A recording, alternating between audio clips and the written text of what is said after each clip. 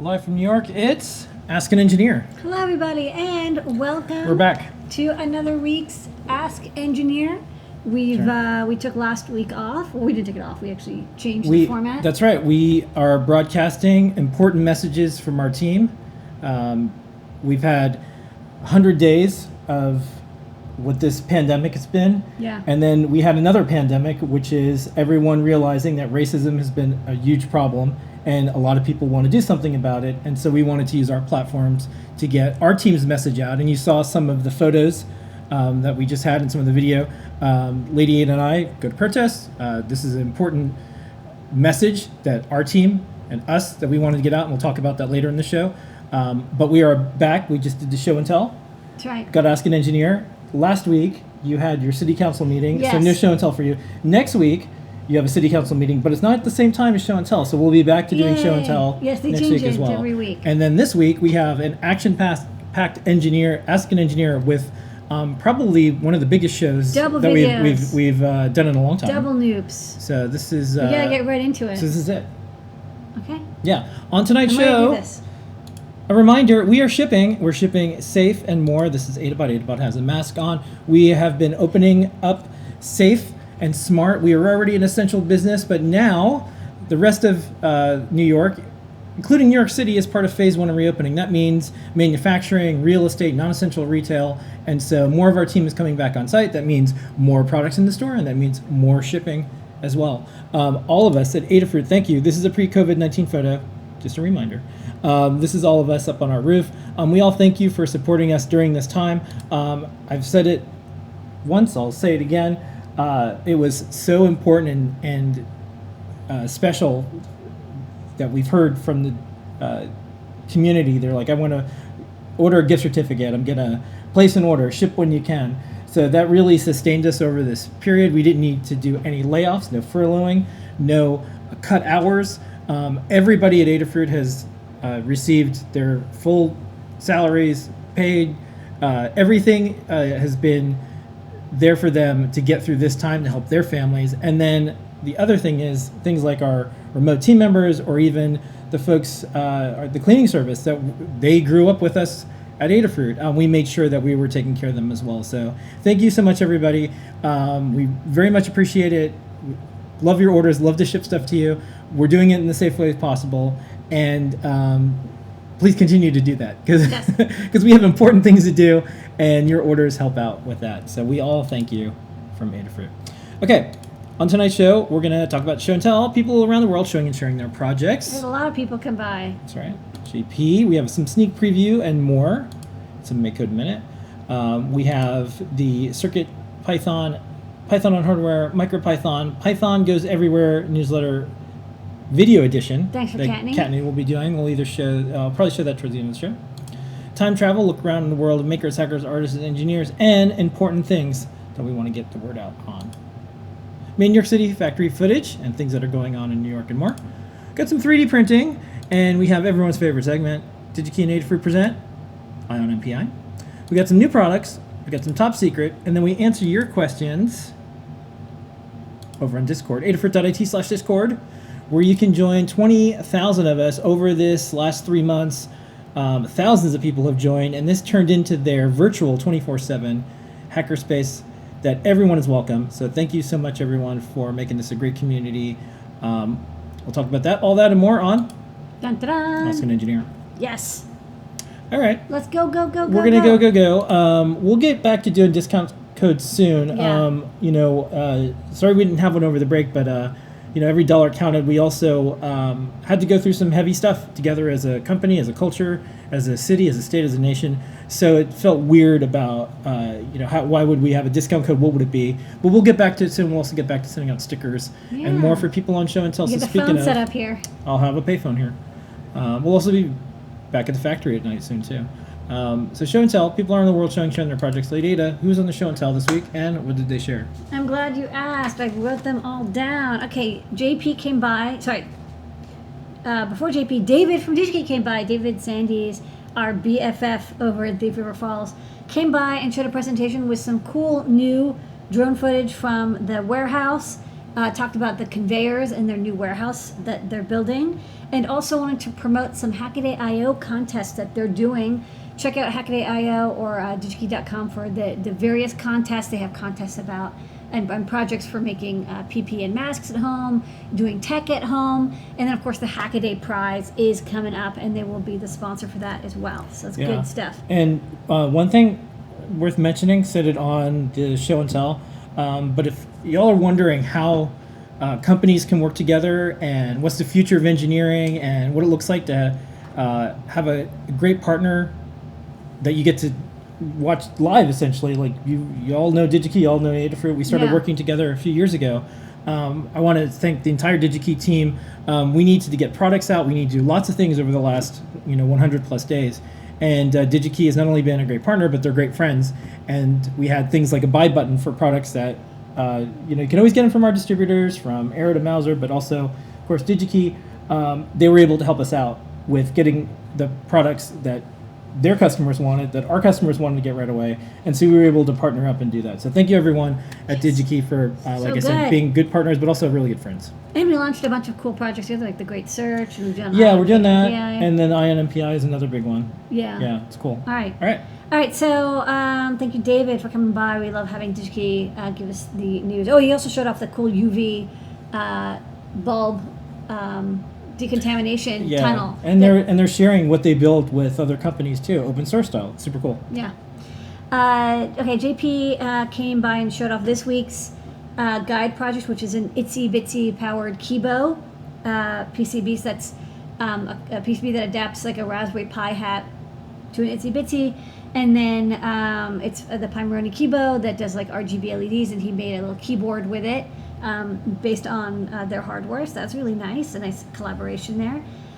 He also showed off next week's project was going to be a DIY protest sign using LED matrices. We added CircuitPython support for LED matrices recently, which means that we can make graphics or text very, very easily now on an RGB matrix. Almost no wiring, just plug in one of our featherwing adapters, plug the feather into the back, drag some files over, and they appear. So that's really cool. So we showed that off, and that'll be next week's project. Nan Pedro showed off last week's 3D print project, which was a camera case for the Raspberry Pi 4, so you could attach the new HQ Pi camera, and then also a lens adapter to adapt Canon lenses to it. They also showed off this week's project, which was a collaboration with Blitz City DIY and Liz. It's a guitar tuner based on a Pi Portal, something that Liz wanted because she was tuning her guitar a lot and was like, I don't want to go to a website, I can just make my own, which is cool. Melissa is back to working on adding display I/O support to Blinka so that Linux boards will be able to take advantage of all the Pi Portal and display I/O projects that we've put together. So this week she showed off the bonnet, and she's got like rotation added, and she's doing like text and graphics. So slowly but surely we're getting there. Jepler is showed off, he wanted to build a project to demo a multiple MP3 file playback. So he added MP3 support to CircuitPython. It's also really cool because it's a compressed file format, so you can fit a lot more audio onto our dev boards that only have like 2 megabytes of flash space. And he also made it so you could play multiple MP3s at the same time, overlaying sound, which is very powerful and cool. And so he built a Neo Trellis, like a fret grid, with different chords and notes on each one, and so when you press multiple buttons, it plays a chord. So just a good demo showing like here's how you can test MP3 playback. And showing the power of what CircuitPython, how far it's come. It's cool. It's, you know how hard it is to have like something where you play like 4 notes simultaneously, and it like you don't have to play them at the same time. Like one starts and then the other starts and it ends. It's not easy, and you have to mix them together without clipping. Okay, next up, Crystal Strands from Erin. She's doing some more NeoPixel Makecode projects with her vinyl cut crystals. Dan Halbert has been working hard on porting our BLE.io library from CircuitPython back to Python using Blinka. You'll see like a pattern here, like we'll write some code that's very powerful for a microcontroller and then backport it to the desktop, or write some code on the desktop and then front port it to CircuitPython. Trying to connect these two ways of programming microcontroller and microcomputer desktop to combine like one unified Python experience, which I think will be neat because it's very hard to use BLE devices on the desktop. It's always been a super difficult thing to do, and we wrote all these libraries for BLEIO and Circuit Python. So we thought, wouldn't it be great if you could use those libraries to do like heart rate monitor measurements or temperature sensor measurements? And Dan has been doing a great job. He demoed a BLE light bulb, which is our first BLEIO project, where you just send an RGB message to this off-the-shelf light bulb and it changes color. So he showed that you could write a script and run it on your Linux computer, and it would use the built-in Bluetooth module to do that. So this is anyone who's dealt with blues knows how amazing it is to not have to use blues. I don't know how to say. I just hate the absence of something it's amazement. That's cool. Yeah, it's just blues has just been just a terrible. It's just one of the. I mean, Windows 7 just didn't even have Bluetooth, so I don't know. I mean, like it's just been bad from the beginning. But I'm really excited because this is something we've wanted to do, and we've got a couple of libraries ported over, and he's got a big PR, and then tomorrow I'm going to test it. Yep. Okay, Phil B. came by with a record of a recording from 1965 of Stravinsky's Firebird Suite and explained the story of why he has this. It has to do with samplers. It has to do with hundreds of songs, both like hip-hop and pop, songs that were recorded in the 1980s, as well as MIDI instrument definitions, and a sound effect that is like the Wilhelm scream of orchestra hits. Yeah. So watch it because I can't explain it as well as he does. Scott came by and showed off his election calendar. It will create iCal files or JSON files to tell you in your county when your next elections are. Check it out at electioncal.us. Yep. It's privacy respecting. You can send links to people. You don't have to register. You don't have to give them your name. Yeah, it's really neat to watch people build all these sites too, like based on GitHub, and Scott was helping the defund12.org folks with GitHub Actions. Similar. It's check like it out. You scroll down defund12.us. It tells you who are the people in your county or your city to contact. To tell them that you want to defund the police department in your area, or you want reform in your area. So he's going to be back to ESP32S2 shortly. Check out his weekly streams on Friday for that. Brian added bump-in tunes to his car because his phone doesn't have a headphone jack anymore, so he hacked together a Bluetooth audio transmitter with a 12-volt buck converter. Also, Orlando's working on a Bluetooth audio board. He's bringing it up, having some noise issues, gonna debug it. Liz showed off an upcoming game called Blink-A-Jump on the Pi Portal, or PyGamer, and Geekmom Projects did a DIY nano leaf build that looks amazing using diffused acrylic and NeoPixels. All right. Check that out. All participants on the show and tell will get a show and tell sticker in the future. We'll be back to doing that shortly. So thanks for hanging in there, and we'll be able to do that soon. It's part of our Adafruit live series of shows. Not only do we have show and tell every single Wednesday at 7 p.m. and Ask an Engineer, what we're watching now at 8 p.m. We also have JP show, which is tomorrow. So we're going to show a couple little previews of what JP is going to show this week, and also a little mini video of the update to the blaster that he made. So let's check those out, and then we'll see you on the other side and play some Makecode Minute.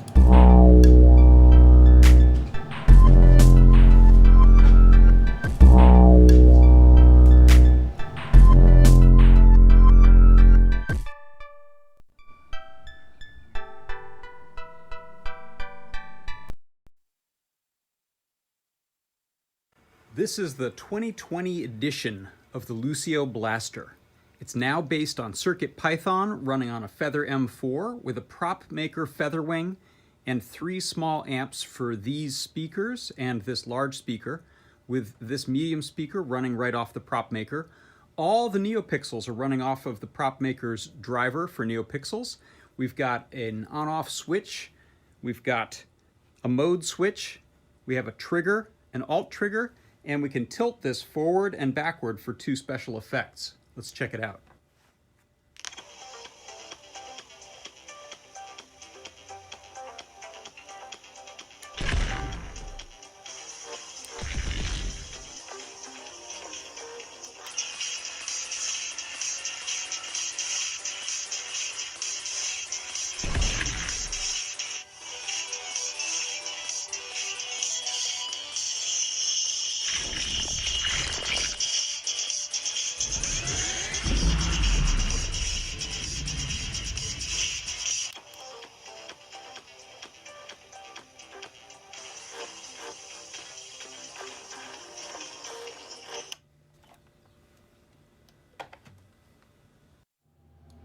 All right, and then every Tuesday we have Makecode Live with John Parkin. Wait, also, is this a new graphic? This is a new graphic. That's cool. Yeah, a cool little puzzle piece and all the nice little pixel art there. I like that. And you can learn all about Makecode. Go to makecode.adafruit.com and also, of course, makecode.com.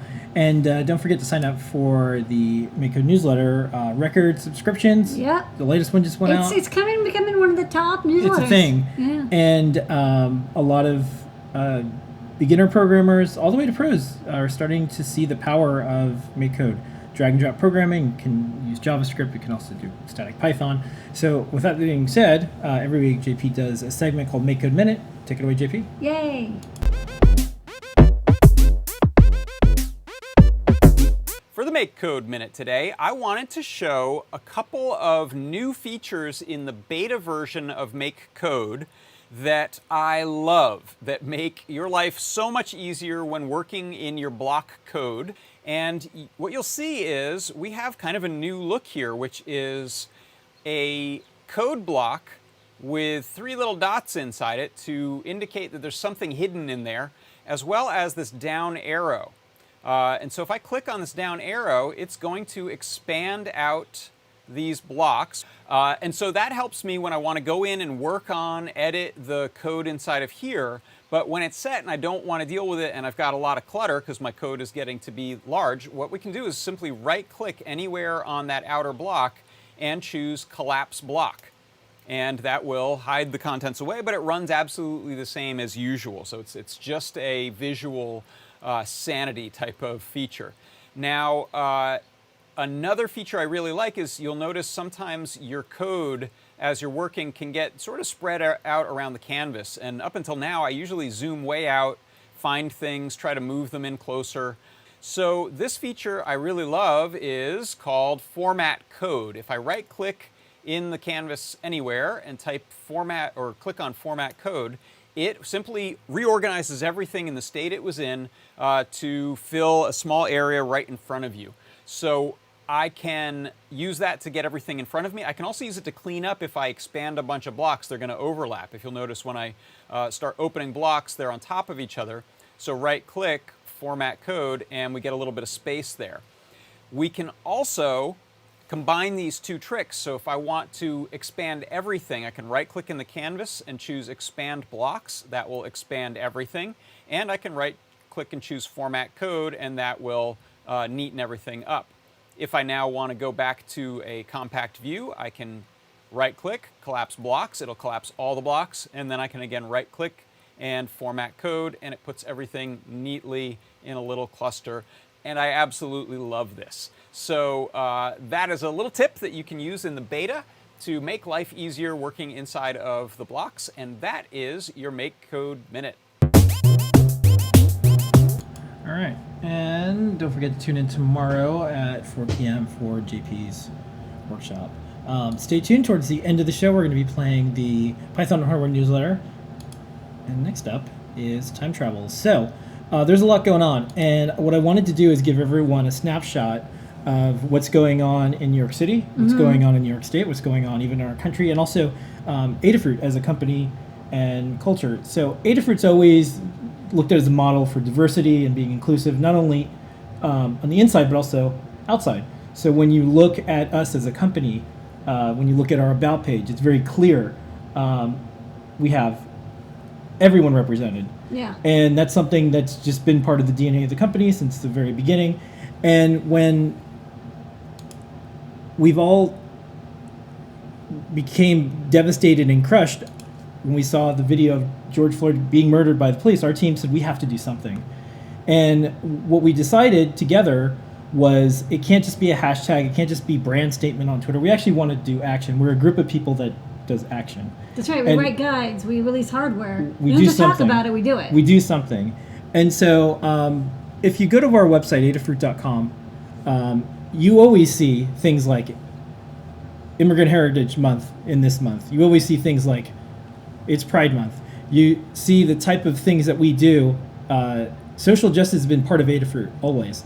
And so now, not only is there an alert up at the top, but you'll see Black Lives Matter, and this is our action page. This is what internally we're doing at Adafruit, but just like Adafruit style, Adafruit.com/Black Lives Matter. So the first thing we did is let's make sure we mobilize. And the officers at the time, they weren't arrested, weren't indicted yet. We wanted to have that as part of what our company said. Let's make phone calls. Let's hit the streets. Let's do things, make our voices heard. So this is a culmination of 135 people all coming together and saying, here's the partnerships that are important to us. So in the past, we did Black Girls Code. We did a buy one, give one. We have our next batch of products going out right now to them. We have a guide on being safe at protests. There's technology involved. There's a link across every single page. There's fundraisers that it was important to the team. There are petitions you can sign.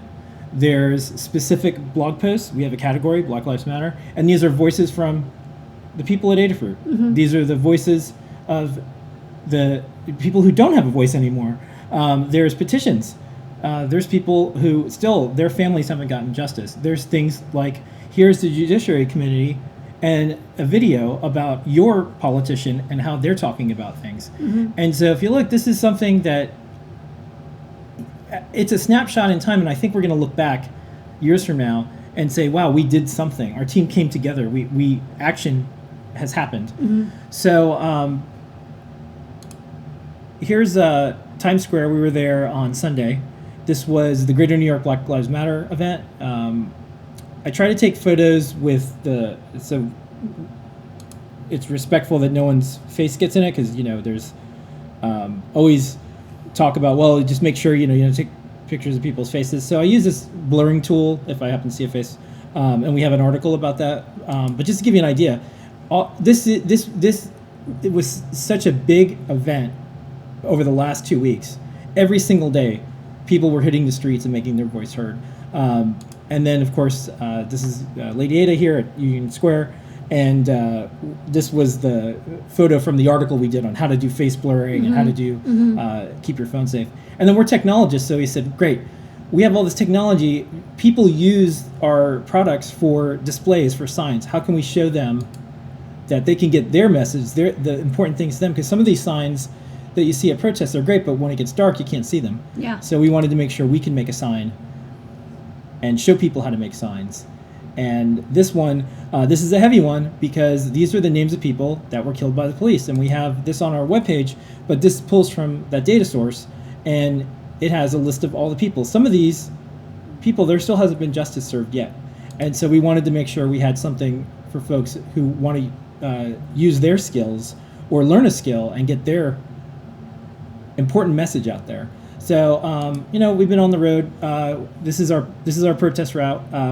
We live in Manhattan, and so we were able to get to all of them. And this is our Pathfinder. We don't call it a contact tracer, because that is that means something. The contact tracer apps, like, oh, you have Bluetooth and stuff like that. We made a Pathfinder app, and it tracks where Lady Ada and I are, and it's only for us. It's only private for us. And it has our locations, and then I take my temperature every day. It reminds me. Yeah. And this is in case one of us gets sick, we'll be able to see where we were all during these times. Around Soho and around New York City, I've been taking photos. People have sign making areas. There's street art. There's posters around all the museums. There's people's names and faces. Say their name. There's an unending amount of support and people coming together and saying we have to do something. Our team votes. So if you've been trying to figure out a way for your company to do paid day off for voting, I hear from other people in other countries are like, what do you mean you can't go vote when it's voting day? Like in our country we do that. Well, in the US we don't. Mm-hmm. So Adafruit started this a long time ago. Don't stop. Repeal 550A, that happened, will be signed by the governor. This allows there to be transparency with misconduct records. You can go to the website, I put that up today, where you put in your zip code, and it shows you who your representative is, and then you can see where they stand on certain issues. Yeah. Call them up, email. There's so many things where you click it, it has all the things that and it actually works because, these representatives, a lot of people don't contact them. If you're willing to call up, like you make a phone call, or like a fax, if you actually contact them, Yeah. they think, oh, for each one a person who does that, there's 1,000 people who didn't, right? Because most people don't actually perform works. actions. It works. Do it. So if you do it, it actually like, it's like, people are like, oh, matching donations, you get like 3 times matching. This is like 500 times matching when your voice reaches your representatives.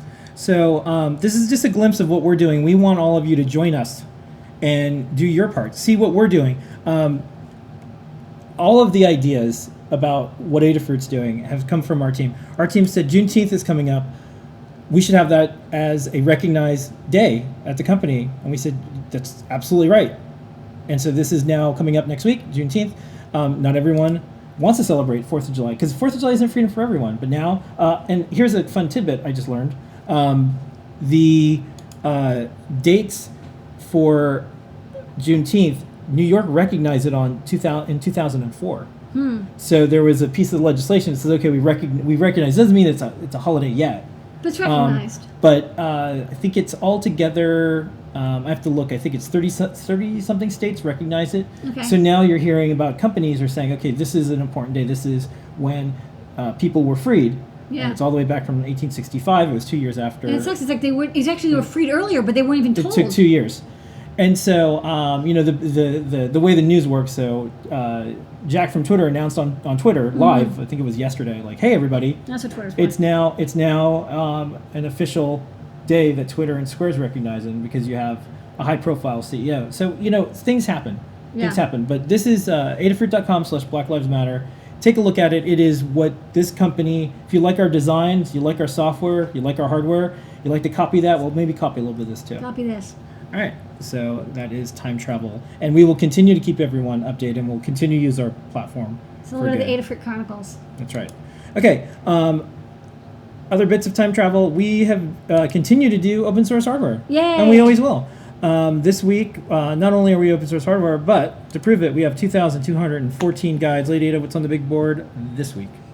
I'm glad you asked. Okay, we've got a couple guides. So, I just gotta remember. Okay, so the wireless BLE MIDI robot xylophone was a couple weeks ago.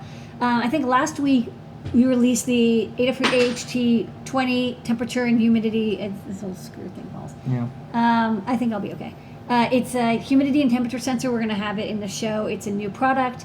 It's a very low cost sensor, but it works really well. And I really would like to get people to stop using the DHT 22 series because it kind of isn't a great sensor to support.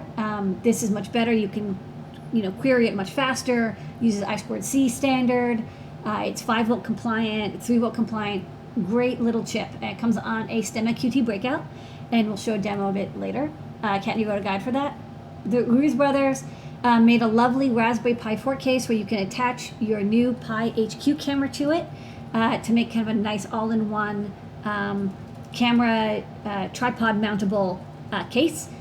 Carter did a time triangle thing. It's kind of a remix of the Matrix Sand demos that we've done quite a few of. This time we tilted the two squares. This is inspired by a project we saw on Instagram. And I was like, oh yeah, we could port that to CircuitPython. It was written in Arduino, but I thought it would be a good CircuitPython demo.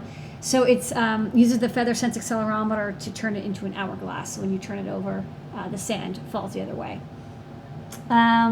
Then we also have another new breakout, the LIST 331 high G triple axis accelerometer. Brian wrote a guide for that. And the upcoming H3 LIST 331, which is like a 200G accelerometer. These are, accelerometers from ST. They're really great. We like the LIST 3DH, so this is kind of an upgrade. It has a wider range. It can go up to 24G. So we have a guide with Arduino and Python and CircuitPython code as well. Then we have the new project from the 3D Print and Ruiz brothers this week, the PyPortal Guitar Tuner.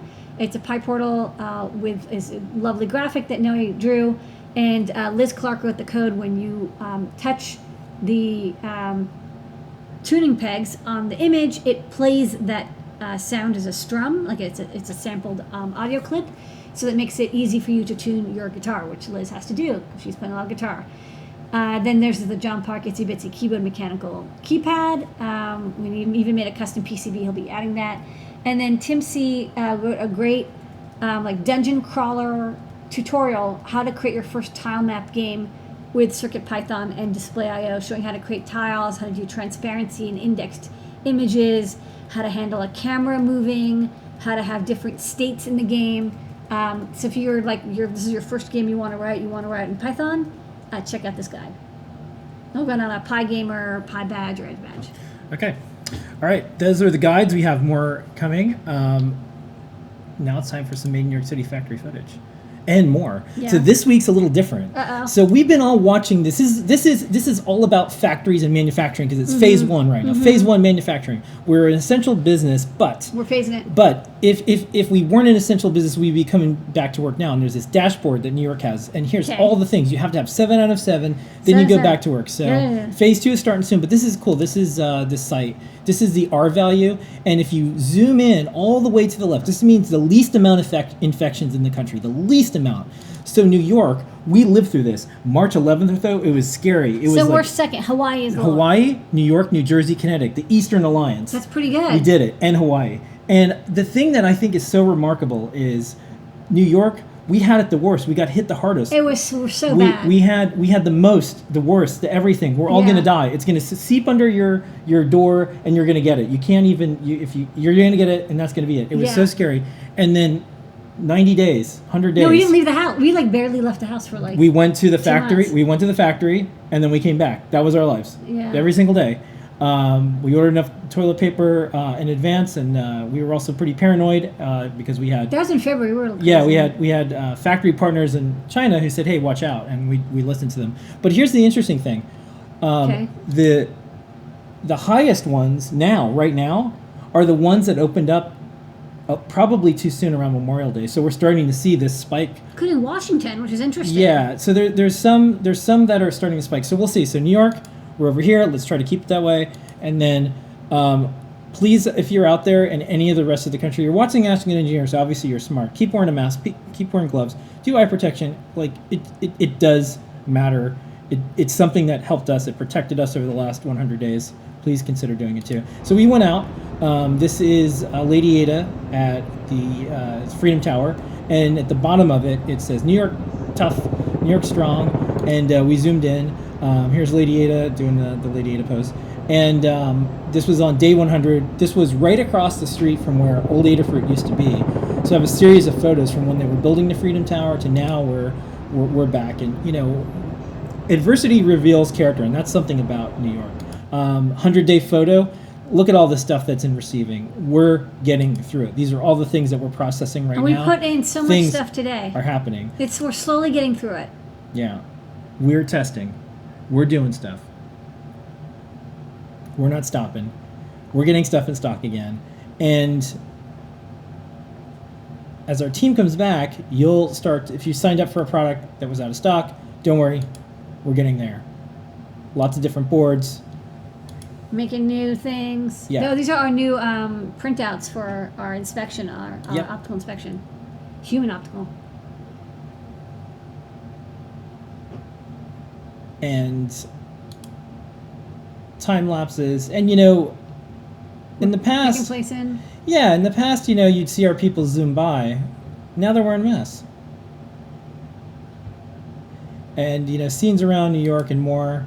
That is funny. Yeah. And so on one hand, there's some return to work and it seems like back to normal. On the other hand, why go back to normal? Why not build better, build smarter, build together, be unified, and think about how you were able to come together and this next chapter, let's make it the best thing possible. And of course, some things change, but some things don't. Disney is still building across the street. I don't know if they know what's going on. You think they haven't actually left the work area? Yeah, they've just been building away. They just So recharge? this is outside our window. Yeah. At Adafruit, so we're doing the time lapse here. Well, they probably also have a fixed amount of time, which they can drill into the ground. Maybe it gets Yeah. tougher in the winter. All right. They're drilling these gigantic chunks out. You can Yeah. see. Pretty cool. All right, so 3D printing, we're going to play a bunch back to back because Yep. we're catching up this week. So we have the Okay. guitar tuner, we have the pie case, we have a sped up of a Vice, and then a sped up of the pie case video as well. So we're going to play it back to back to back to back to back, and we'll see you on the other side. Hey, what's up folks? In this project, we're building a guitar tuner with Adafruit's Pi Portal. Using CircuitPython, you can create a simple guitar tuner. We designed the graphics to look like the headstock of a guitar. We also 3D printed the case so the Pi Portal is propped up vertically. With the touchscreen, you can tap on the tuning pegs to play audio samples of guitar notes.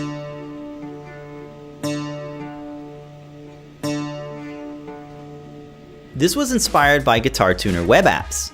We think the Pi Portal works really well because it features a touchscreen and has a built-in speaker.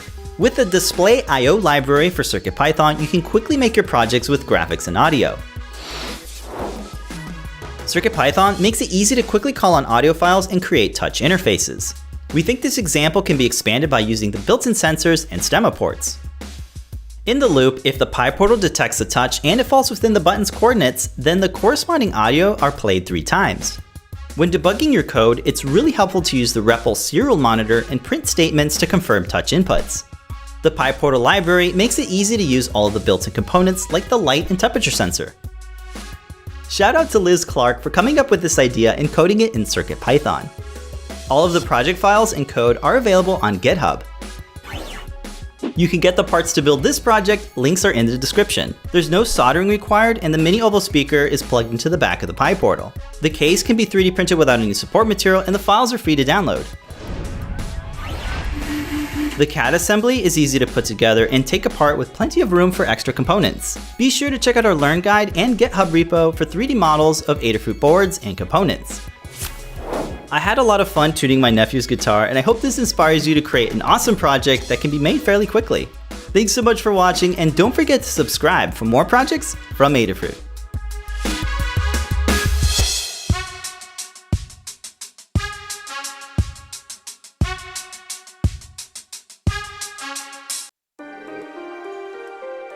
Hey, what's up folks? In this project, we're making a case for the Raspberry Pi HQ camera. So we designed and 3D printed an enclosure that houses the Pi 4 and the HQ camera module. The Raspberry Pi HQ camera features a 12.3 megapixel sensor and is capable of taking both stills and video. To get the highest image quality, we lowered the ISO and increased the bit rate. You could also adjust the exposure, shutter speed, and play with a nice assortment of built-in effects. The camera can capture video with a resolution of 1920 by 1080. We used a 35mm lens with a 1.6 f-stop. It's compatible with any C or CS mount lenses, so we can use a wide variety of interchangeable lenses. It also has an integrated tripod mount, so we can secure it to different tripods and adapters. In this project, we're using the Pi 4 Model B, but it's compatible with almost all models of the Raspberry Pi. You can get the parts and accessories to build this project, links are in the description. The parts are free to download and can be 3D printed without any support material using PLA. The case is modular and features snap fit covers that are easy to remove and swap out. Our PCB mount is designed to secure the camera to the Pi, and it can be printed in just about 20 minutes. So if you're looking for a minimal design, this should help keep your PCBs together with M25 hardware. With snap fit parts, you can customize the case to fit a number of different sensors and components. All of the ports and connectors are accessible, so you can connect all sorts of devices like your display, your mouse, and a keyboard. The CAD assembly uses M25 hardware to secure the PCBs together. You can download 3D models of the Raspberry Pi and the camera module from the links in the description. Be sure to check out the Learn Guide for full step-by-step tutorial on assembling this project.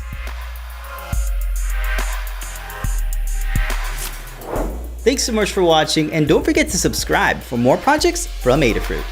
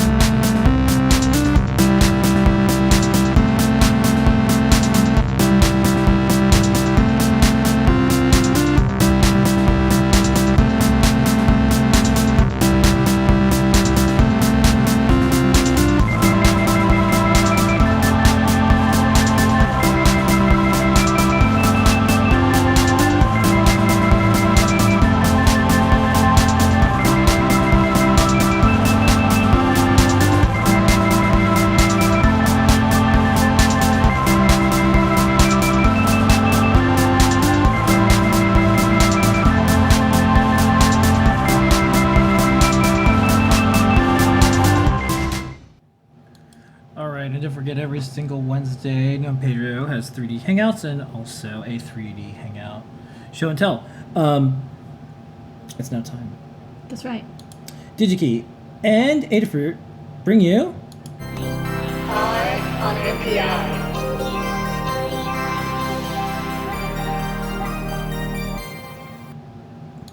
Eye on NPI. That's right. All right. So this week, Lady Ada, we are going to show Eye on Type-C USB connectors. This is actually a connector that I've been hoping would exist soon. I couldn't find it, but then I saw it pop up on digikey.com, NPI, their new section, and I was like, yes, finally. First keep saying, I want this USB-C on every board. I have this one cable thing, and this is what I want. So. Okay, so what is this thing? So it's a USB Type-C connector, and I actually wrote a really good guide on USB Type-C. It's a reversible connector for USB, and the thing that's really cool about it is it can do like FireWire type speeds. It can do like plain USB. You can do up to 20 volts. They really mashed everything into it. The problem with that, though, is that to mash all these capabilities, speeds, power, all that stuff, there's like 24 pins on the typical Type-C connector, which is quite a lot to solder. So what I really like about this connector is it's a power-only connector from Kui. So if we look at the diagram, you see it only has 6 SMT pads on it because they basically only connect to the power pins, the V-bus pins, the ground pins, and they have the CC1 and CC2 pins available. But it's like super simple. It's like the simplest Type-C connector you can get if you only want to get like power into your device. What's nice about this is that we can compare it to, here's another Kui part, a 24-pin connector, and I got a 3D rendering of it. I'll also show it on the overhead, and it's just got like a massive number of pins. And so it's not really hand solderable, it's not really reworkable. Like those pads are underneath the connector, and also the cost is much higher. Like for a connector like this, you're gonna pay like $1.50 or $2 per, whereas the power only connector is only like about 50 cents in quantity. So let's go to the overhead, and we can take a look at these. It's a simple NPI, but you know what? Like, if you need this kind of connector, you'll be like... This is what folks are here for, because it's like, yes. Which one? How do I find it? Where do I get it? What does it look like? So this is, another connector with it's USB Type-C. Also, you can see there's the USB Type-C, but it has every contact brought out, and again, it's going to be a couple bucks because you have these inner connectors here, then these outer connectors. Everything is available. The high speed lines, the low speed lines, all the power pins, the sideband pins. This is great if you're making, an advanced peripheral or a computer that has to be able to handle all the different kind of peripherals plugged into it. This one, in comparison, you see it's not only that, it's smaller too, so you need less board size. It's like the size of a micro B connector, and you only have the 6 pads. 2 of them are power, 2 of them are ground, and then you have the CC1 and CC2 pins. And the reason you need those pins is that you have to connect resistors to them to indicate to the upstream power supplier what kind of power you want. We recommend you copy our schematic. 2 5.1K 1% resistors, connect one of them to CC1, one of them to CC2, connect them to ground. And this will basically tell the USB Type-C controller, hey, I want you to provide me 5 volts, which is kind of standard. If you want higher voltages, it gets more complicated. You have to kind of like negotiate the power delivery specification. But if you just put these resistors on, like bam, you've got 5 volt power, half an amp to 1.5 amps, depending on what can be supplied. So super easy to use. I really like this connector. Great price, easy to use, simple. Yeah. I like the through-hole connectors to the PCB because that keeps it mechanically stable, and some big chunky pads for power. All right, so where do they get it? So you want to pick these up. These are new from CUI. I call them Kui, but you can also just say CUI. It's, this is the part number. It's the 2223 UJC HP-3 SMT, and then CT for cut tape. ND is for DigiKey. So, Yeah. or you go to the short URL. And pro tip, when you're on the DigiKey site, there's a little share thing and it generates a short URL. Yes. digikey.com/short/ZHTBW5. And that's great because you can cut and paste that from the site, Yep. send it to yourself. I always drop it into like a text file, or I'll drop it to something that syncs with my phone. I'm going to go look at it later. Send it to you. You know, there's all sorts of things. Yes. So available now. Go get it now from And it's like, digikey.com. now that you know it exists, when you do your design, next time you do a design and you're like, well, I just want USB power. I don't need data because it's, you know, just something that's powered off of USB. Yeah. This is a great connector to source and use. So you know it's there for when you need it. And that's on IMPI. On NPI.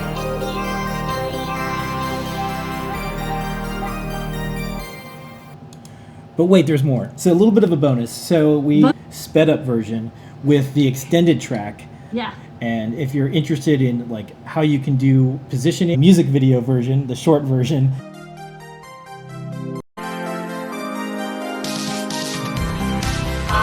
On NPI.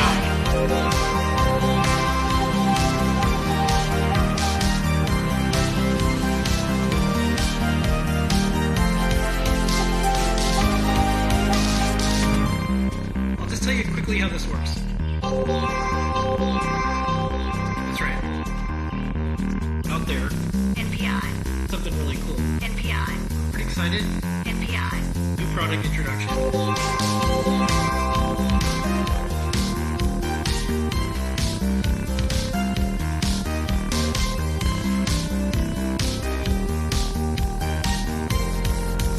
And that was IMPI last week. All right. Okay, cool. If you haven't had enough of the new products coming up, there's more new products. That's right. Okay.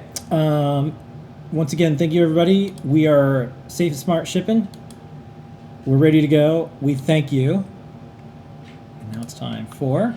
New, new, new, new, new, new, new, new, new, new. That's right. Okay, first up. Okay.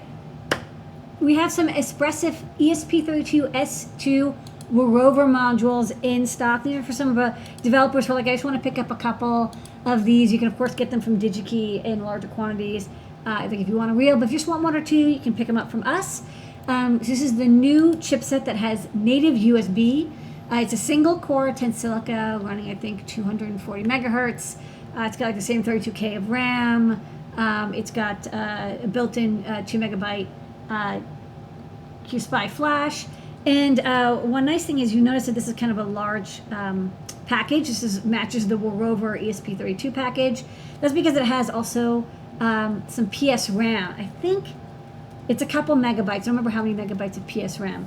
But so that's kind of cool. So this is the decapped version. And it's cool because it's like you get the ESP32S2 and they do all the passives, the crystal, all the connectors.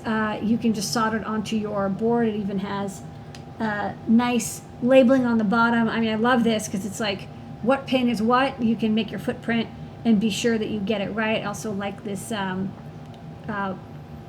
tic-tac-toe ground pad here underneath the chip for cooling and ground planing. So these are available, and you can see Scott's video series every Friday. He does a live stream, and he's been porting CircuitPython to the ESP32S2. Also check out Unexpected Maker, who's been doing tutorials. He's designing a feather based on this chip, and he's doing tutorials on this chip and using Arduino. So this is very NPI, very exciting, up and coming. I think by the holidays, this will be the hot chip that's in all the new devices that people are designing. Okay, heard it here first. All right, next up. All right, next up, the Analog Discovery from Digilant. This is kind of neat. We've carried a couple different, USB, pocket oscilloscopes and logic analyzers. And I thought to pick this one up because people had recommended to me. I like that it has a lot of channels. There's tutorials online, and there's software that runs on every different computer. So it's like Mac, Windows, Linux, even a Raspberry Pi 4.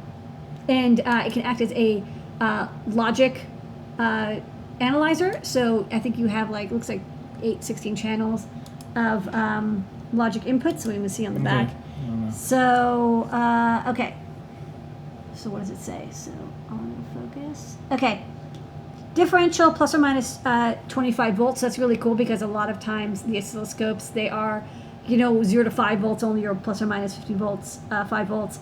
100 megasamples per second, 14-bit ADC, 30 megahertz analog signal bandwidth if you use a BNC scope probe. Waveform generator, the DAC version. So there's an ADC and there's also a DAC, so you can generate plus or minus 5 volts, up to 25 megahertz signal generator. Great for creating custom sine waves, custom sine forms. Dual programmable output supplies, 0 to 5 volts and 0 to negative 5 volts. You can power it with, with an external supply and it'll give you 700 milliamps.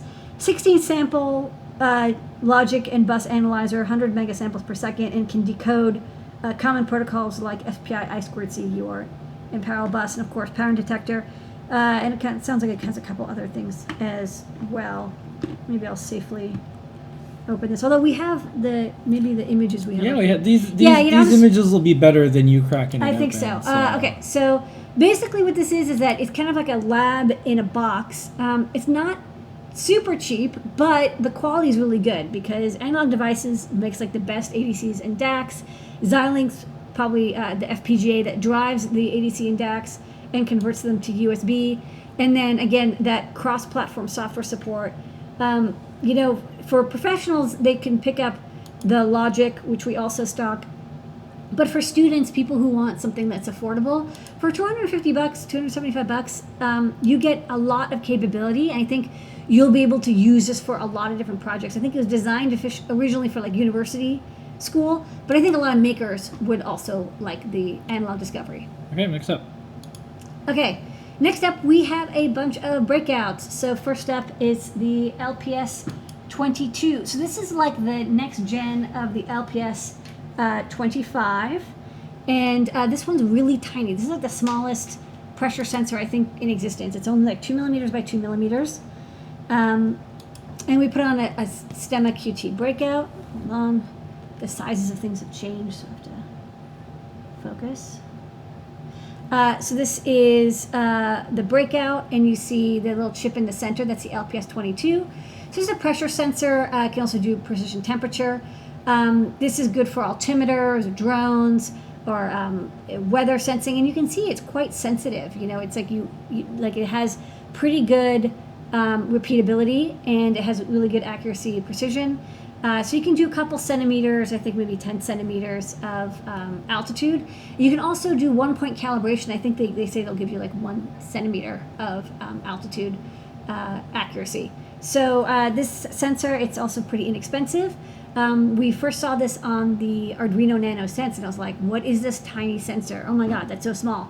So I thought it would make for a great breakout. You get I2C or SPI and an interrupt pin. But I like I2C because, again, you just plug it right into like your STM32F44, and you have an OLED displaying the data right on here. Okay, next up. Okay, next up, another ST part. This is the LIS331H. This is a high-range accelerometer. This is kind of the same family as the LIS3DH, which we have on our circuit playgrounds and a bunch of dev boards as our generic triple-axis accelerometer. The LIS331, however, it does I2C, it does SPI, it has 2 interrupts, all good stuff, and it goes up to 24G. So that's unusual. A lot of accelerometers kind of top out at 16G or maybe 8G. So this one goes up to 24G, so it's good for stuff that moves around a little bit more. I know people use it for like sports sensing, like collisions, automotive, maybe some rocketry, smaller rockets, and cars and stuff. So machines that are moving, which are going to be moving faster than people, might need 32G. So likewise, what's really nice is it has this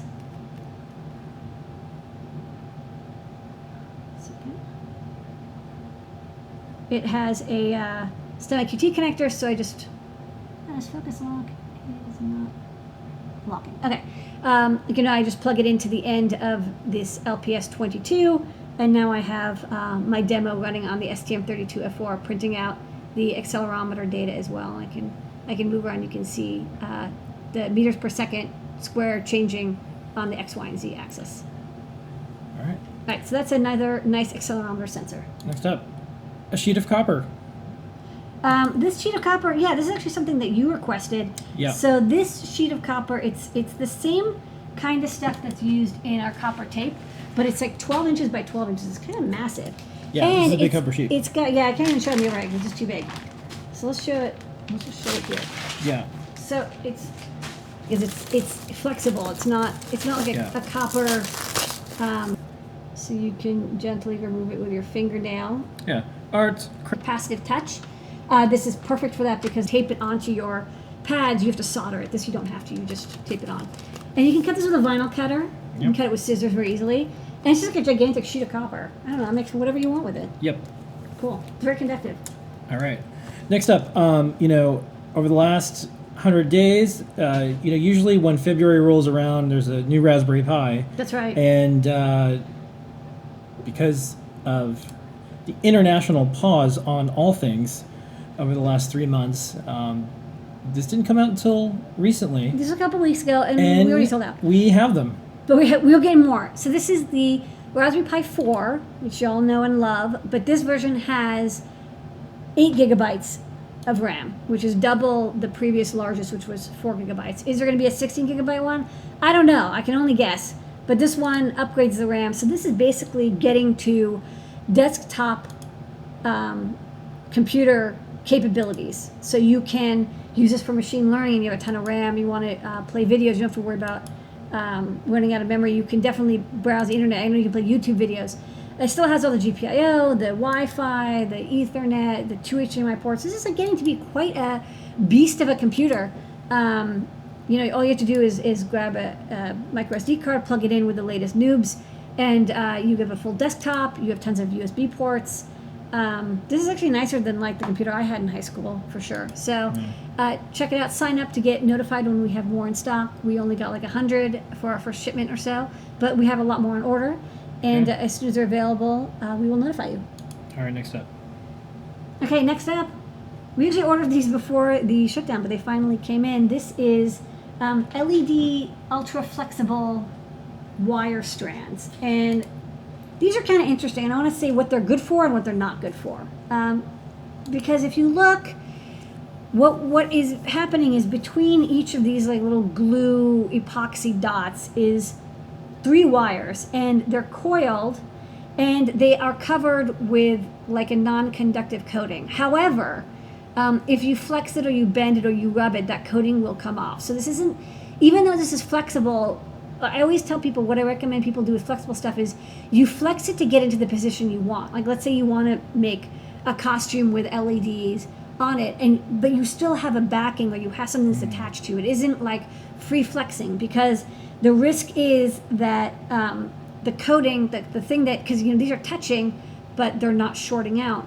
But if you rub them, eventually that coating will come off. Eventually it will crack. So this is good if you want to, maybe you want to do paper crafts, and they're separated and you glue them onto a board, and it's just like a lot easier to glue than LED strips, because you can move everything around, or you want to make a diorama, you want to make a wearable, or you want to just wrap these around your bicycle, or what have you, for maybe your lawn ornament. But just watch out that you don't scratch or rub or flex these. Like if I sat here and I like mess with these enough, they would eventually short out, because I'm just forcing that coating off. So as long as you're aware of that, these are pretty cool. They're flexible. They're about 4 inches apart. They're just NeoPixel compatibles. They, you can see the chip, but they sort of glow both sides. And you can, of course, cut them very easily. And comes with 50 NeoPixels per strand. And then, of course, you can cut them as much as you like. This is Okay. the soft wire flexible NeoPixels. All right. Okay, next up. Okay, next up, speaking of wires, we have a box of heat shrink. We'd been using these in Fab to make tester kits and jigs, and I was like, you know what, we should stock this. It comes in a lot of different colors, and it comes in a nice storage bin, which you can always convince me if it comes with a storage bin. This will last you a long time.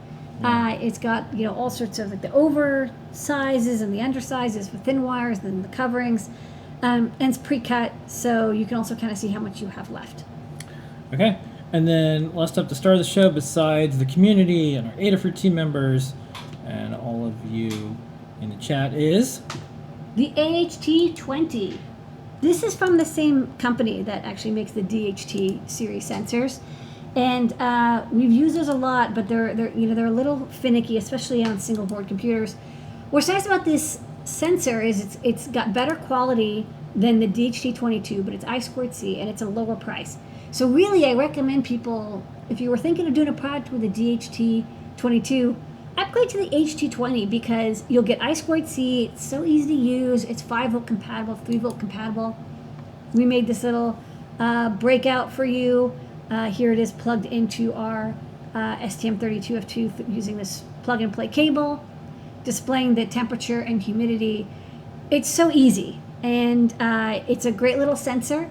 If you want, higher precision, we have that. But if you just need a general purpose temperature humidity sensor, we've got code for Python, Arduino, Circuit Pythons. This is great for use with your single board computer, your Raspberry Pi. You can use it with your computer when you use like our Circuit Python adapters, like the FT232H or the MCP221. Works, of course, great with Arduino. So a lovely little sensor. I like it because I think it'll be very popular. You can elaborate further later in the questions, but Yeah. why is there a little cutout around there? Well, we had space because it's a 3 or 5 volt sensor, so I didn't have to use a logic level shifter. I usually do to protect against 5 volt input on like Arduino Uno. And so to isolate this from the rest of the PCB, what that means is that this little area here will heat up faster. So if I put my finger on it, you see it reacts very quickly because you don't have this gigantic ground plane or this PCB that's insulating it. It absorbs heat. It both absorbs and releases heat a lot easier because the resistance is lower. Okay. All right. And with that,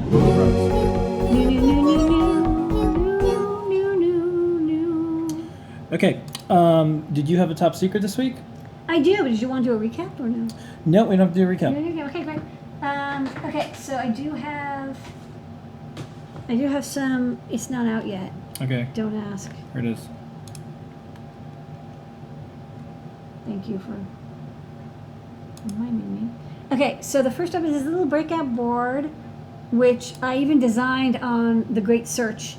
You're talking about getting these really cute new boost converters from TI. This is the TPS. You can't see because it's under the fiducial. It's 61023. That's a little boost converter there, and this will give you 5 volt output from about 3.5 volt input. So I made this little mini, like a micro power boost. It's like a mini boost breakout board. So you just have 2 to 5 volts in, 5 volts out, and then an enable pin. Okay. And then What else you got? I dropped it in my excitement. I'm also experimenting with Phil B on making little stemma breakouts. So we have, the stemma QT boards, which are 0.7 inches by 1 inch and has, the quick connects on either side, which is lovely. It's a great standard that SparkFun came up with. But I also wanted one for analog and digital simple sensors, ones that just had like one pin. And so, we have a couple items. We have like the stemma speaker that is the same 3-pin JST2PH, and we have these on a lot of our boards. It's just power ground and signal. And we have like a servo that has this connector. It basically just makes it plug and play easy. This is great for I2C, and then this is great for analog or digital. So the first board I designed, and this is the same, I was trying to keep the same size, the same 1 inch by 0.7 inch. It's not like it doesn't mean anything. I just happen to like the size. I think it's a good size. So you have the connector, you have a little on LED, so it's powered correctly. And then this is just another analog temperature sensor. It's actually very similar to the TMP36 from ADI, but this is a surface mount version. You also see these cutouts again to make it more reactive to the temperature. And then on the back we have the instructions. There's a little typo, it should be 100. This is the prototype. And also you can solder to these pads if you want to not use a mask. Okay. Discord, join all 20,000 of that, but the Raspberry Pi is it's their #1 video all That's about cool. moving from Arduino to CircuitPython. And the feedback what folks are saying is you can do it. You just have to be careful. Yeah, with it. Okay. Okay. Next up, do you have a really quiet AD converter for breakout board? Yeah, people like the AD1115. It's not like a data acquisition board, but that could be a good. There could be a good option. It's 16-bit, so you'll get less signal. Yeah. And it has ferrites on it, so it should be fairly clean. Okay. And then I guess the opening around the other breakout was also for temperature control. Yeah, as well? basically, if you have the space, I don't do it very often, but if you have the space, it does give you a little bit of isolation from other temperatures. It lets it react a little faster. Yeah. Next up, perhaps more feedback. A question: thoughts on doing a few ground pins on the top secret power booster? I wanted to keep it small, so I only have V in, V out, and ground and enable. I know what you mean, like having a connector on either side. It's an interesting idea. I might have a different footprint for that. One that maybe has a JST-PH battery input, like Yeah. a little power boosty mic thing, which is kind of like a UBEC where you have input and output. Got it. Okay, this is a good one. This is probably going to be for me. Adafruit, what's your customer acquisition cost? Do you have a marketing budget for social media advertising, and how well does that work? I'll start with the second part of the question. So yes, we have a marketing budget. We do spend money on Google Ads, on Facebook, and occasionally we do product ads on Instagram.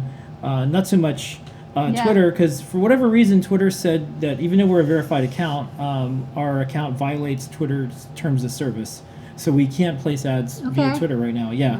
Turns out the president can threaten people, but We have a problem. we violated their terms. So the way it works is we mostly and almost exclusively focus on product shopping ads. Yeah. And the budget can range from so we paused our marketing budget for a lot of those places because we weren't shipping things besides essential goods. But what we like to have as a return on ad spend is at least 1,500%. So if we spend $1, we should make $150 back at least. So that's important to us. Is any type of return on ad spend should be well over 1,000%. And then as far as how well it works, I'll combine that with the first part of the question. Is we like to do content marketing, which is we'll put out which is making a show that's useful. Yeah. I don't know if you guys watched the new product segment that we just did. So good information is advertising. So what we like to do is make sure that we spend money on the listing of the products. Yeah. But what we really like to do is make sure we pay authors and pay team members and pay people in our community to make guides. And the guides have a buy button. So what you want to do is teach something over here and have a buy button over here. Get those things close together. Yeah. And that's been the vision all along. Like, Adafruit is a tutorial store with a gift shop at the end. That's the way to look at it. We put out all that free code, and your community can reward you. Yeah. And then as far as the customer acquisition costs, well, what we like to see is, average orders between $150 and $200. And then we try to make sure, our return on ad spend is at least 1,000 to 1,500%. So you can start to figure out what that is. But we do spend more on paying our people than we do on ads. And that is very important to by us. far. And that's really important to us because we make content. We're content makers. Yeah, that's So- right. I mean, like, for example, like we see cool people on show and tell, like Liz Clark, and she's doing awesome projects, and we're like, wow, you're doing such cool projects, we'll pay you Yeah. So to do projects. And a lot of people have got their jobs at Adafruit by just contributing to the community. That's how that is the other thing. So you didn't ask this question, but I'll add it is, how do you find these cool people who work at Adafruit? Well, participation in open source, participation in the community, and that's pretty much how it works. That's, we think, a very modern way.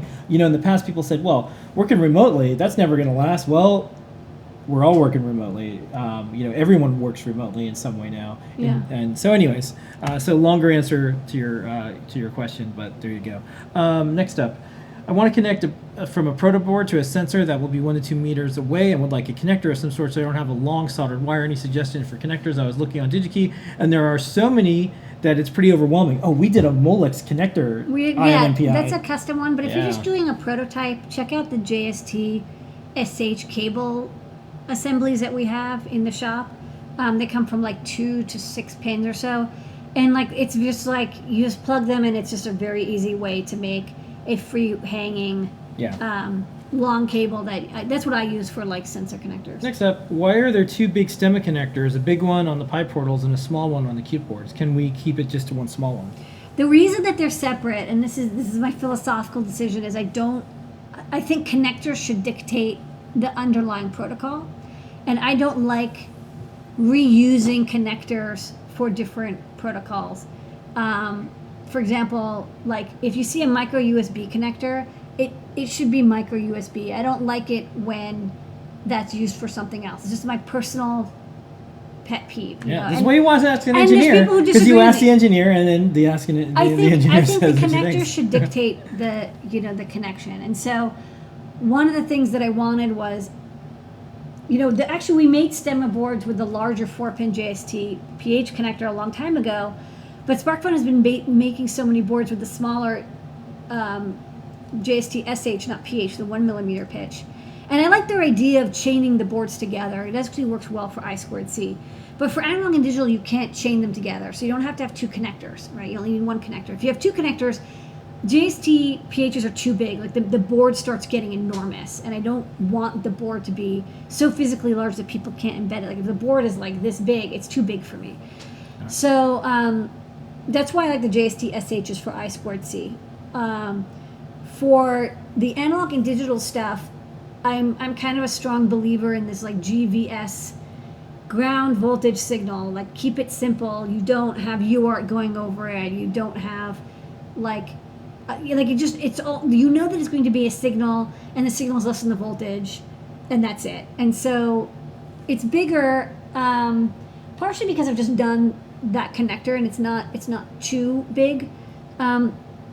But also I wanted to use something that had a cable that people could like easily get and connect. And I think that once you get to the 3-pin version of that Molex, I think it's a little bit too, not the Molex, the JSTSH, I think it's a little bit too small. I think that we actually have a pretty good balance now, the 2mm for analog and digital and 1mm for I2C. But I could change my mind. But I like the JST PH for the simpler stuff. I think it's good and easy for people to use.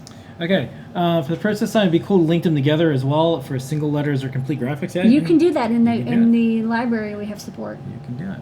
Okay, that's our questions for the night. Okay. Keep hanging out over at adafruit.it/Discord. Remember, we all got to taste what it's like being virtual for the last 3 months, and it'll probably continue in that way. But there are communities that are not great to be in, and there's communities that are great to be in. Adafruit one's great to be in. So if you haven't already, go to adafruit.it/Discord, share your projects, hang out, be part of the community, contribute, share, and more.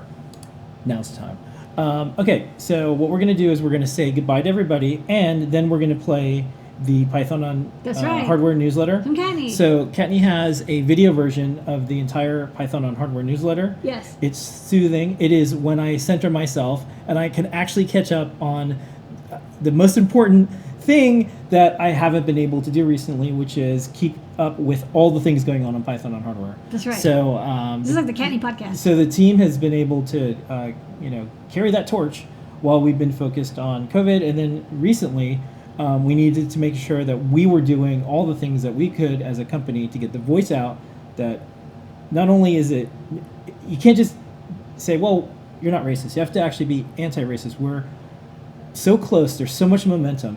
So with that, Action every day. action every day. You'll see us on every important thing. You just have to make a chain of success to do. So please, eye on the prize. Yeah. We can do this. And so please, please, please, if you need ideas, again, check out what our team came up with, adafruit.com/Black Lives Matter. And this isn't the first time. It's not going to be the last time that we use our platforms to bring people together for good change. So get ready. Don't worry. There's more ahead. That's right. So with that being said, I want to say thank you to everyone out there in the community, all of our Adafruit team members, Jessie Mays in the Hey, Jessie May. chat tonight. Thank you so much. Thank you to all the Adafruit folks that have been on site, staying safe. Thank you to all the Adafruit folks that are about to come back. We do our protocol training. We have another meeting tomorrow, and we're slowly and smartly bringing folks back. Correct. We'll see everybody next week at 7 p.m. for Show and Tell, 8 p.m. for Ask an Engineer.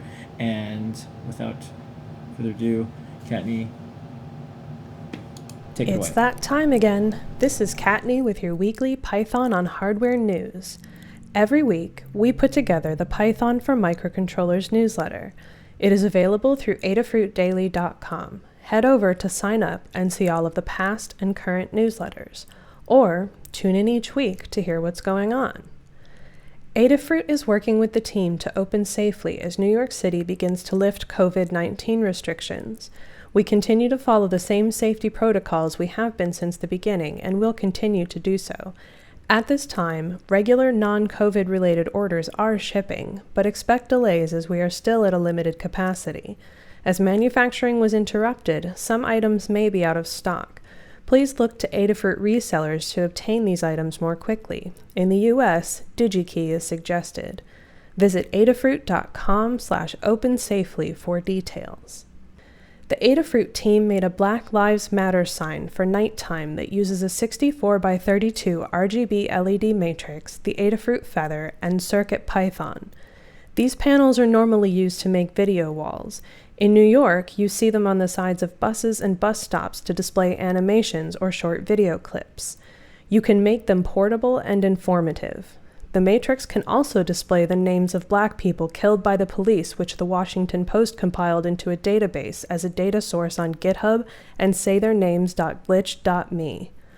Check out the guide RGB LED matrices with CircuitPython, and the code for this project is available on GitHub. Join Adafruit's anti-racist efforts to end police brutality, reform the criminal justice system, and dismantle the many other forms of systemic racism at work in the U.S. For more information and a list of regularly updated resources, visit adafruit.com/blacklivesmatter. Real Python interviews CircuitPythonista Kattni Rembor. On Real Python this week, Ricky White interviews me, creative engineer at Adafruit Industries. My role is varied as I cover embedded software, hardware design, technical writing, and community leadership. We talk about my work developing CircuitPython and the role mentorship has played in my career to date. I also share my advice for anyone looking to start their first hardware project using CircuitPython. Read the full interview at realpython.com/interview-kattni-rembor. In this week's CircuitPython Deep Dive livestream, Scott worked on ESP32S2 and electioncal.us, a website to provide election dates and information to folks around the U.S. in both human and machine-readable forms. Scott is also the author of the CircuitPython on Game Boy cartridge. If you wish to see, the design is available on OshPark as Pi Game Boy version 6. Geek Mom Projects has made a DIY nanoleaf sculpture. Triangle PCBs use side-emitting LEDs which diffuse into a translucent acrylic layer. It's freestanding and modular. It is assembled by screwing smaller PCB connectors into the back of adjoining boards. On the back, a system of spring connectors and pads transmit signal and power. A thin buffer layer of clear acrylic keeps the spring connectors from getting crushed. It is all powered by an Adafruit Itsy Bitsy M4 Express running CircuitPython. Check it out at Geek Mom Project's Twitter. The Sparkline class provides a scrolling line graph where any values added to Sparkline using add value are plotted. Kevin created a Sparkline example for CircuitPython and Display.io with inspiration from a Hackaday article. Details are available at Cybermatch on Twitter, and the code is provided by KMatch98 on GitHub. Learn how to create a Bluetooth Mandalorian tracking fob for Galaxy's Edge droids using Circuit Playground Bluefruit. Video available on Dead Bothan Society YouTube, and write-up is available on deadbothans.com. Kevin posts to Twitter a pool temperature monitor using an Adafruit Clue with a Kittronic Zip Halo HD. The LEDs change from red to blue when the temperature drops below 69.5 degrees Fahrenheit, and the LCD also displays the temperature. The ChronoPi is a hacker-friendly CircuitPython-powered wristwatch based on the 2020 Open Hardware Summit badge. It will be released soon on Hackster Launch. Check it out on the Hackster.io Twitter. Build a DIY arc reactor CPU performance monitor with Arduino and Python. Details are available on the DIYlife.com and Hackster.io. Kinger North posts another video to YouTube, this time covering Shift Register Out using CircuitPython and Arduino. Check out a CircuitPython example using an Adafruit Feather M0 and the VEML 6075 ultraviolet light sensor on learnmicropython.com. Naomi posts to Twitter an interactive choose-your-own-adventure game using a Raspberry Pi, a thermal printer, and some controls with CircuitPython. Learn it faster, the entire Python language in a single image, available from fossbytes.com. Runtime class modification, only using library features needed, saving RAM depending on the application, in a post on blog.hyperlinkyourheart.com. Build physical projects with Python on the Raspberry Pi in this extensive tutorial available at realpython.com/python-raspberry-pi. Check out a MicroPython plugin for PyCharm which auto-detects connected MicroPython devices, uses the nearest source roots as the device root for flashing files, ignore.git and .ideo while flashing, from JetBrains. Learn networking basics on the M5 Stack Wi-Fi scanner in this MicroPython tutorial available on the M5 Stack YouTube. Handle known exceptions in a more elegant way in Python in this quick Python tip, Suppress Known Exception Without Try Except post by Christopher on towarddata-science.com. Les P. in his Tuesday tooling post discusses Glances, a cross-platform Python-powered system monitoring tool that packs a lot of data into a small package. Check it out at bigl.es. Check out an interactive map of the Linux kernel at makelinux.github.io/kernel/map. The number of CircuitPython-supported microcontrollers and single-board computers grows every week. There were 2 new boards added this week, the Odroid XU4 and the Odroid XU4Q. Are you interested in adding a new board to CircuitPython? Check out the Adafruit Learn system for a series of guides about getting your board added to CircuitPython and circuitpython.org. There were 2 new Python on hardware-related guides in the Adafruit Learn system this week, including Learn how to build a simple physics-based LED hourglass gadget using 2 small LED matrices and CircuitPython in this guide from Carter Nelson. The number of CircuitPython libraries is 257. This includes both the Adafruit CircuitPython libraries and the CircuitPython community libraries. There is 1 new library this week, Adafruit CircuitPython AHTX0. There are also a number of updated libraries. As always, visit circuitpython.org/libraries to download the latest Adafruit CircuitPython bundle. Included in this week's updates from the CircuitPython team, with the work on the ICM 20948 library completed, Brian moved on to finishing up the previously started tester code. Testers are the final arbiter of a board's fitness to be sold, so the tester code is where we make sure we've tested all of the hardware on the breakout board. We can fix libraries later if we've missed something or haven't enabled a feature. However, once the hardware ships to customers, that's how it's going to be for as long as they own it. Testers, and the code that powers them, are responsible for catching any glitches in manufacturing that, while rare, do occur. Making sure the tester code is right is in some ways more important than the library itself. Dan is continuing the re-implementation of CircuitPython_BLEIO on host computers using the Bleak Python library. He's using the heart rate monitor library as a test and had to implement most of _BLEIO to get even that simple library to work. He had to make some changes to the base Adafruit _BLE library to accommodate Python on the host machines, and he's testing now. On the STM32F405 Feather, Jeff has finished SDIO read and write code. The performance is better than SPI, especially when you are moving more data around. However, even just writing a log file in text, you can log over 1,000 lines per second. This is on a fresh Class 4 4GB SD card. He's not sure how performance changes as the card fills up. This code is in an open pull request on GitHub, so if you're comfortable building CircuitPython from source, you can give it a try today. Next, we want to bring SDIO code to the SAMD51. However, all the existing Adafruit boards use SPI. Hopefully this breakout, made from an SD card adapter, will let him get the prototype working. Melissa was working on catching up with some of her smaller projects. One of the projects she really enjoyed working on was writing a couple of demos for an e-ink bonnet. Since she didn't actually have the e-ink bonnet, she assembled one using the Adafruit PermaProto hat for the Raspberry Pi, along with an e-ink breakout and a few passive components that she had on hand. One of the demos she worked on went out and fetched weather data and displayed it on the e-ink. This was a little challenging in that using too small of fonts would result in reduced readability, so she needed to experiment with font size, boldness, and the overall layout, and it came together nicely. The code is based on the PyPortal weather code, but it uses the MeteoCons font, which was inspired by Dan Cogliano, to display the weather image, so there's actually no graphics involved in the traditional sense. FlaskCon is a community-driven Flask event being held July 4th and 5th. Flask is a micro-web framework written in Python. Call for papers is currently open. Visit flaskcon.com for more information. EuroPython 2020 this year will be an online conference from July 23rd through 26th. Attending the conference days will require a ticket, and participating in the sprints will be free. Check out ep2020.europython.eu for details.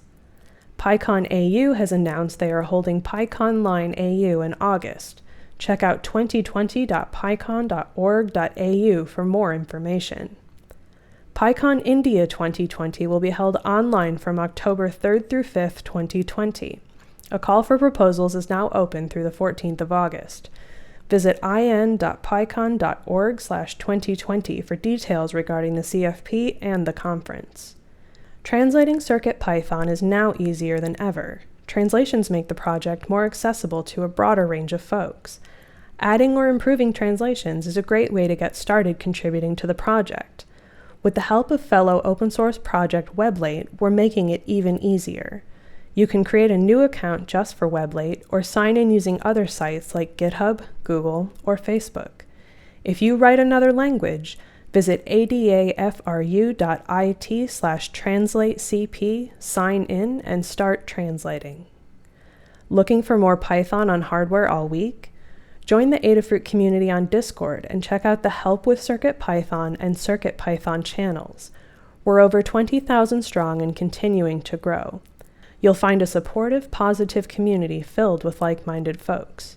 Join at adafru.it/discord. And that is your Python on hardware news for this week.